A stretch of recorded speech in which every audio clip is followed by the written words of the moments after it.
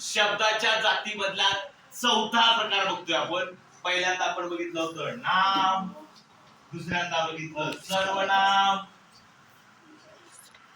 तिसऱ्यांदा बघितलं विशेषण आणि चौथ्यांदा चौथं बघतोय आपण क्रियापद. क्रियापद सगळ्यात सोपे. जे वाक्य आहे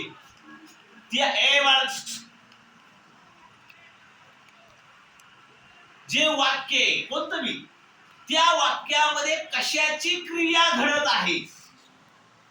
क्रिया म्हणजे आपण शिकलोय ऍक्शन वर्ड. इंग्लिश मध्ये शिकलोय आपण क्रियापद. ऍक्शन वर्ड सांगा फटाफट. राईट. बघा हा. Sit down. Sit. Sit down नाही. नुसतं सिट. हा. Sir. Play. Sing. Drink. Sir. Watch. Sir. Throw. Throw. Fight. लक्ष द्या. बस. आपण इंग्लिश मध्ये शिकलेले क्रियापद आपल्याला मराठीमध्ये शिकायचे तेच आहे. इंग्लिश मध्ये जसं आहे तसंच मराठीत क्रियापद म्हणजे काय.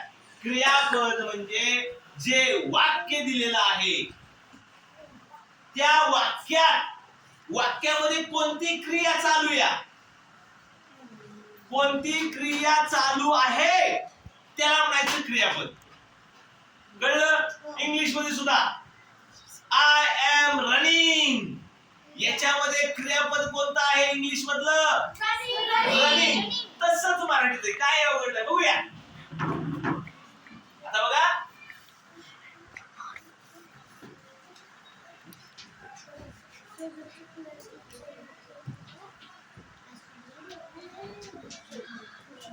लक्ष द्या सगळे. काय बघायचं माझं बघते.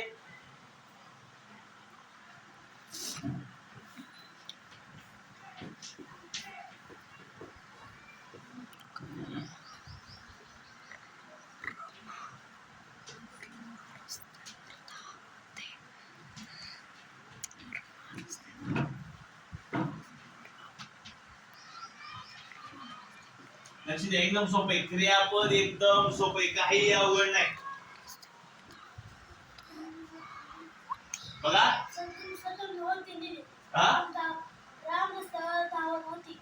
बरोबर. हा लक्ष द्या. रमा नावाची मुलगी. रमा रस्त्यावर धावते. पूर्णविराम. रमा रस्त्यावर धावत होती. आता ही दोन्ही वाक्य एकसारखीच आहेत. इंग्लिश मध्ये ऍक्शन वर्ड याच्यामध्ये आहे रमा रस्त्यावर धावते. रनिंग. रन ही ऍक्शन वर्ड आहे. वर बी ऍक्शन वर्ड रनच आहे, खाली बी ऍक्शन वर्ड रन आहे. परंतु मराठी भाषेमध्ये बघा लक्ष द्या. त्याच्यामध्ये इंग्लिश मध्ये रन म्हणजे धावणे हे ऍक्शन वर्ड आहे. बरोबर.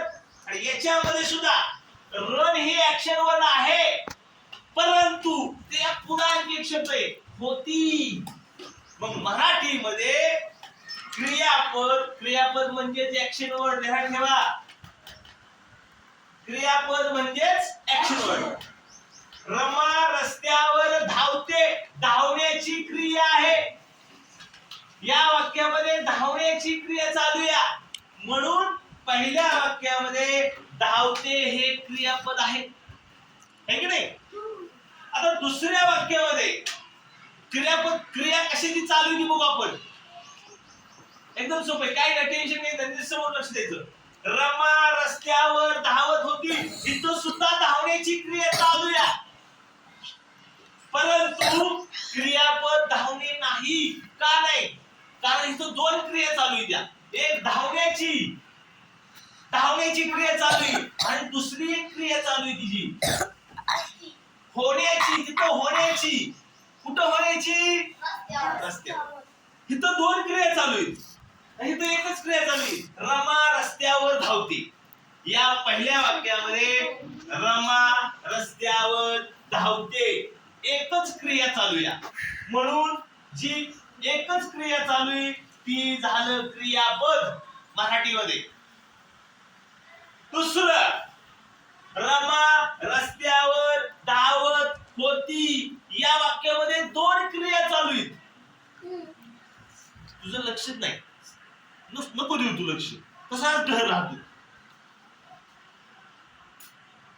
रमा रस्त्यावर धावत होती याच्यामध्ये दोन क्रिया चालू आहेत त्या, एक धावण्याची आणि दुसरी होण्याची, तिथं होण्याची.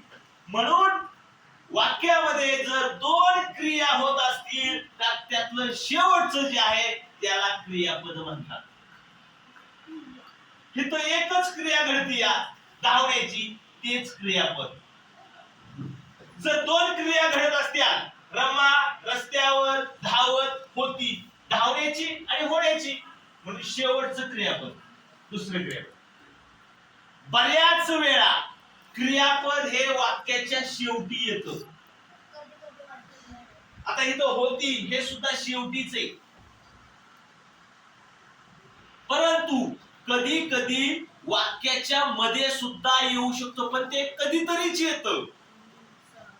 आपण बोलताना सुद्धा क्रियापद शेवटीच बोलतो. आम्ही खेळामध्ये जिंकलो, जिंकण्याची क्रिया आहे ती, म्हणजे ती सगळ्यात शेवटी आहे ती आलेली, ही क्रिया आहे. जिंकणे, जिंकणे हे क्रियापद आहे. पण कधी कधी आपण कधी सुद्धा बोलतो, कसं कधीतरीच येतं ते, बरोबर.